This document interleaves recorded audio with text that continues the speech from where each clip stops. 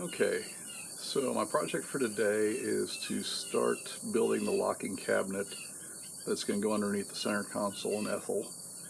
I've got a bunch of leftover 10 gauge sheet steel that I went ahead and used for Ethyl's bed floor.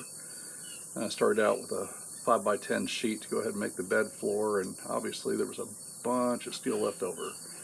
So that being said, I've got some of it laid out here on the driveway, and I'm going to go ahead and use the circular saw and a metal cutting blade to cut the pieces that I need.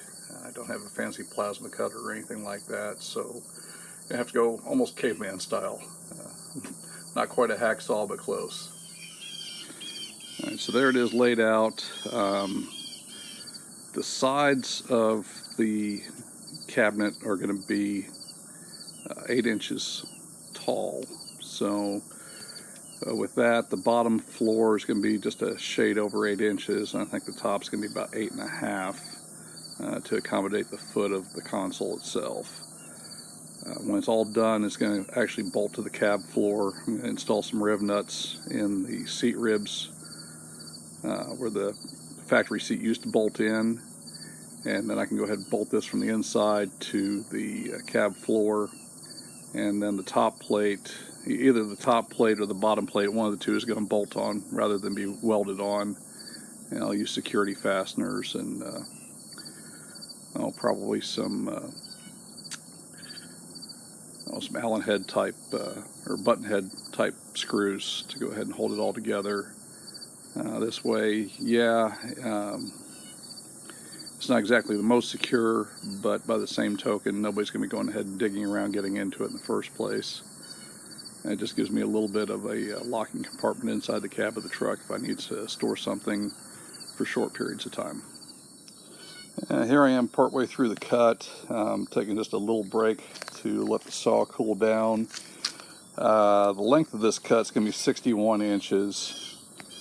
The floor of my cabinet is going to be 20 inches, and then the top sides are going to go ahead and fan out to 24 inches overall, if I remember correctly, with the top plate being 26 inches. So it'll be a little bit of overhang on each side, and then the front can actually go ahead and fold down without having to go ahead and be fully vertical.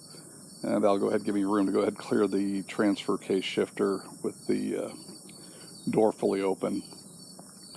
And that way I can go ahead and reach in. I'll have a 20-inch deep cabinet, or at least the foot of the cabinet will be 20 inches deep, which should be more than enough to go ahead and store anything that I would want to go ahead and keep secure in there. Well, there it is. The first cut's made. 60 inches long, well, 61 inches long, 8 inches wide. And as you can see, I absolutely got my money's worth out of that metal cutting blade. It was used to start with, but it's completely used up now. Just enough to finish the cut. Well, as luck has it, I don't have any spare metal cutting blades at the house. So off to Tractor Supply I go.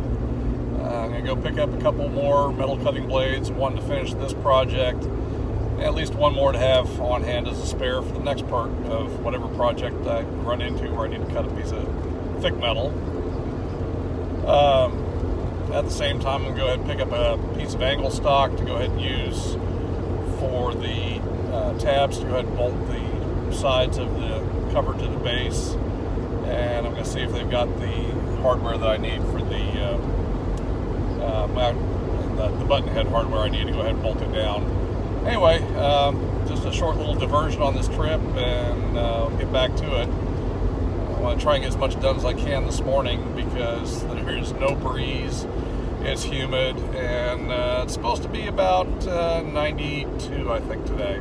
So, should be a good time. Back in a few. Well, Tractor Supply had my blades and my angle stock, but they did not have any of the fasteners that I was looking for. So we're off to Ace Hardware, making the Pauls Valley run, get everything we need, get it done, and get back to working on the project. Okay, so I stopped at Ace. I got the fasteners that I was looking for, or at least something that'll work for now. They weren't quite the security type I was looking for, but these will definitely work, and they'll do what I was wanting to do. So one more stop, grab some breakfast, and back to the house and back to work. All right, got my new blade to go ahead and throw on. I'm set up for the next cut. So as soon as I go ahead and get this blade swapped out, I'll get that cut made, and then I can start working on getting things assembled. Yay! Okay, so this is going to be the floor piece for the cabinet. I've got to go ahead and cut it to length, but right now it's 8 inches wide, and then with the sides overlapping on it, overall width should be 8 3/8. And then, like I said, the top plate's going to be a little bit wider to go ahead and accommodate the foot of the console. For right now, I'm going to go ahead and let the saw cool back down. It's a pretty long cut for one straight shot, even with the new blade on there. But the new blade worked perfectly. So one more step in the process. Okay, so here's my angle stock. I'm going to use that and cut a piece of that for either side of the edge of my floor here. And 19 7/8 will go ahead and fit just inside my 20-inch length. Take the chop saw to it, cut 2 pieces of that, weld those in onto the bottom, and then I'll go ahead and add one more tab on the back side for the rear of the box. The front side I'm going to go ahead and leave exposed for a piano hinge, so I can go ahead and put a door on it. And then I'll go ahead and get myself a lock for the front of the box, and we'll be in good shape. Okay, like I said, I'm going to go ahead and mount the front door on this using piano hinge. My piano hinge is going to be 1.5 inches wide, and so I'm going to notch these 2 legs for the opening so the piano hinge can lay flat in the opening. All right, so there we have it. The first edge is clamped in place. This is going to be the inside of the bottom of the box. And once I go ahead and get this welded up on both sides, I'll go ahead and put the back end on it. And then I'll go ahead and start assembling my sides and the top piece. The sides and the top will all be one piece, the floor will be separate. And that way, if I need to go ahead and do any sort of work or move it, I can go ahead and disassemble the box without having to try and reach inside and swing a wrench inside a 8-inch square box.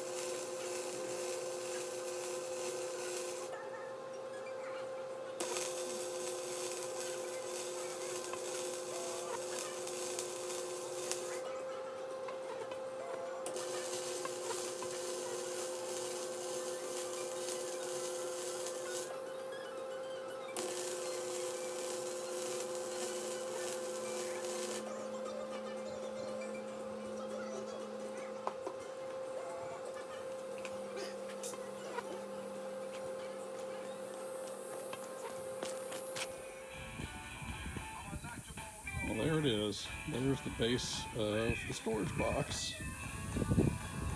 And all I've got to do now is go ahead and build the top and sides, put that together, drill my holes into the seat ribs, install nut certs, and weld nuts on the inside of this for the sides to go ahead and bolt to. And we have a box. And all I got to do is install the door, and it will be 100% complete. All right, well, there we have it. There's going to be the top of the storage cabinet, 8 3/4 inches wide. When I go ahead and cut it to length, it's going to be 26.5 inches long. That'll fit the footprint with the console that's going to be bolted to the top of this. The console needed a pedestal, so this way I'll have a locking cabinet underneath and the console for comfort up on top with a bit of an armrest setup. Okay, so here's the plan. The bottom is going to be 21 inches long to give me a little bit of an overhang out the back end and a little bit out the front. The top of it is going to be 25.5 inches long, if I remember correctly. And that way I'll have a little bit of extra support for the extra length on the top that goes underneath the console. Like I said, I'm going to go ahead and cut the top lid on the top of this box to go ahead and fit the console that's going to go on top of it. So it's going to be contoured to go all the way around. But for right now, these sides are going to go ahead and have a little bit of taper to them, and that'll go ahead and give me a tapered front door. Bigger opening than 8 by 8 inches. Okay, so here we are. Got the sides bolted on now. I still need to weld the nuts in place, but like I said, the sides are bolted up. It'll help me go ahead and fit the back and get the top situated so I can go ahead and weld it to the sides. Like I said, the top will be welded on, but won't be able to go ahead and disassemble the rest of the box from the bottom plate, so that way I can go ahead and bolt the bottom plate to the floor and then bolt the sides in. Okay, so one last piece to cut for right now. This is the back panel. I've already checked the fit on it, drilled holes to go ahead and bolt it in. Obviously it's going to be welded to the sides, so the bolts are just for the bottom edge, just like the sides are. And then I can go ahead and sand everything down, get all the rust off, and then go ahead and weld the top on and get a coat of paint on it. And all will be left will be the front with the door as soon as I go ahead and get my piano hinge. Well, there it is. That's what's going to go underneath the center console. I still have to go ahead and clean it up and paint it. I've still got to weld the nuts on the inside for the base plate. And like I said, I still need the nut certs for the inside to bolt to the floor. And then it'll be ready to go. I still got to build a door for it once I go ahead and get the piano hinge. But that's it. It's a heavy son of a gun. And of course, then again, it's also basically 3/16 plate steel. So it'll be solid, most definitely. Anyway, there we have it. All right, that's it. I'm calling it quits for the day. It's hot out here. I've been baking even in the shade, drinking lots of water, but still it's just really, really warm. Thank goodness the breeze kicked up, otherwise I'd have stopped long ago.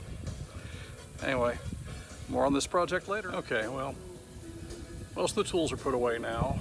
I'm gonna go ahead and call it quits for the day. Other than putting the welder up and a few other things, I'm gonna go in, I'm gonna cool off, and that's pretty well gonna finish it up. That box, it's heavy. Like I said, it weighs about as much as a small block cylinder head. So it's not gonna go in easy. Then again, it's not gonna come apart easy if somebody were to try and get in there and take it. When I go to put it in, I'm gonna have to go ahead and pull one of the seats out just to make it easy rather than tear up the seats in the interior. It's a little awkward, but it's solid, and that's what I wanted. I really wasn't wanting the extra weight, but for security, I'll deal with it. Anyhow, have a good evening.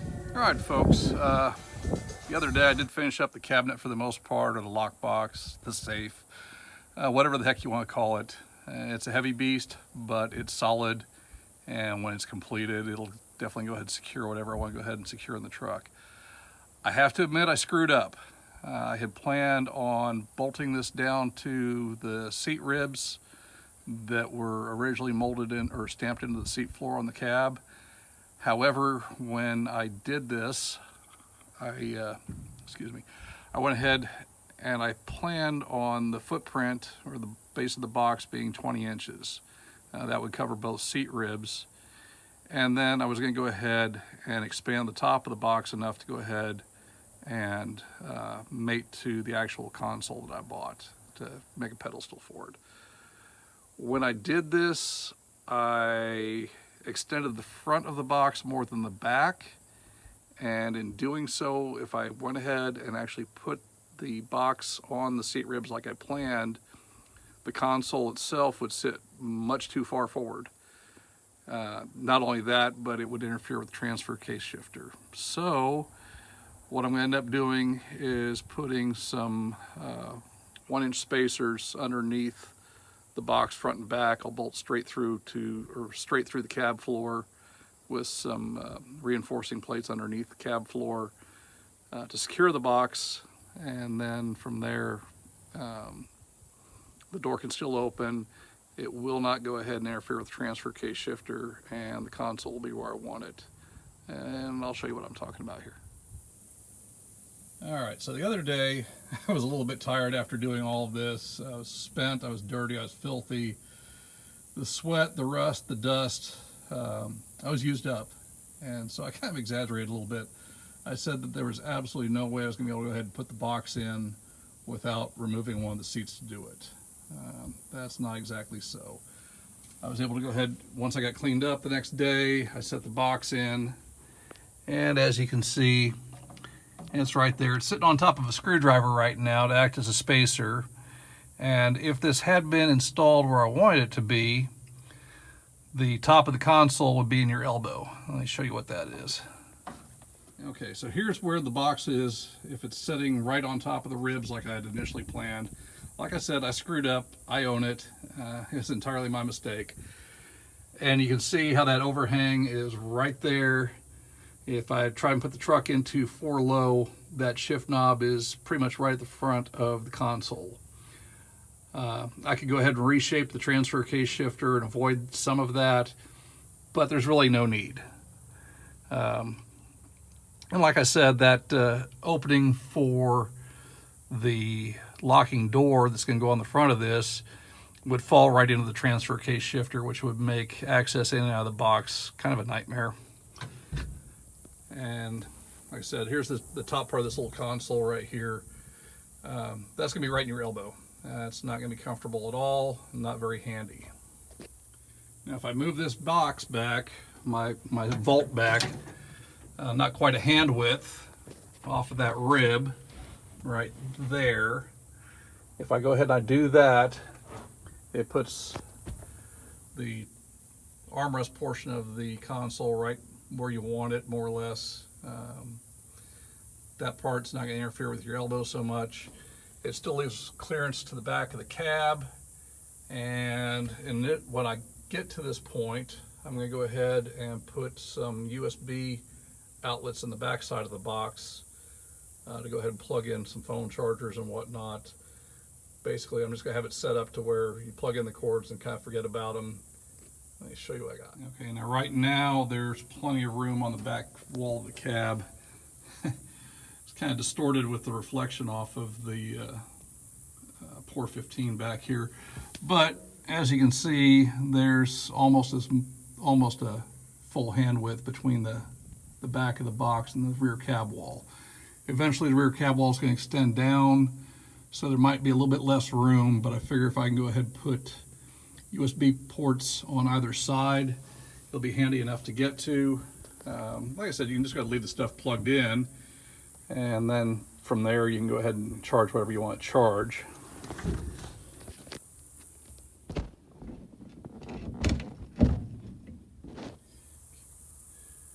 This box right here, it's molded plastic. It's not very secure. And it's a $60 Amazon box. There's nothing special about it. I mean, heck, you can pretty much lift the lid right out if you wanted to. But it's got room for stuff. You know, you put your insurance verification in there, stuff like that. It's got a drink holder set up in it. You can actually hold 4 drinks if you wanted to, if you don't mind them being back behind you. But like I said, that's why I went ahead and I built this safe down here. That's going to be the secure device in this truck. That way I can go ahead and lock things up and not have to worry about it. Before I got all this done, I started messing around with some of the other stuff this truck needed. I pulled the interior door panels out that I had stashed away. I found out that I actually had 3 sets of door panels, not just the ones I was looking for. I still don't know what I did with the originals that were primed, but these guys work. The door handles, I picked those up in Oklahoma City the other day. The door handles that I had on here were from 70s vintage GM stuff. Kind of reminded me of my dad's old Cutlass. This kind of hardware right here. These guys went on there fine. However, when you try and go ahead and open the windows, they stripped out. Yeah, the door worked okay, but they weren't designed for these regulators. So I went ahead and replaced those. And on some of the other stuff that I've been doing, I went ahead and I got the hitch plate in finally. Well, the hitch plate's been in. The cover for the hitch plate I just went ahead and finished off the other day. It's secured in place with a couple of industrial magnets, so it'll stay put when you're going down the road. It's not going to fly out. And then I went ahead and added the center chrome or stainless strip to it, so it goes ahead and matches and carries the whole look of the bed floor across. So that's done now. I don't know if we discussed the tailgate or not, but Kim went ahead and bought me this tailgate a few years ago for our wedding anniversary, and it's been sitting in storage in the spare parts shed along with the inner door panels that I found. Tailgate's brand new. It's GM manufacturer. It's not some Chinese aftermarket stuff. It's a 100% correct replica of the original tailgate. The only difference is it's not boogered up. I've still got to go ahead and get it painted, but since I'm going to go ahead and take Ethyl down to the Brickfest car show next Saturday, I figured I would go ahead and just put the tailgate on. Not really expecting a whole lot out of the car show. I'm just doing this for giggles and grins. I entered in the under construction, quote unquote, primer class. Ethyl's got patches of primer all over her right now, so I figured that was appropriate.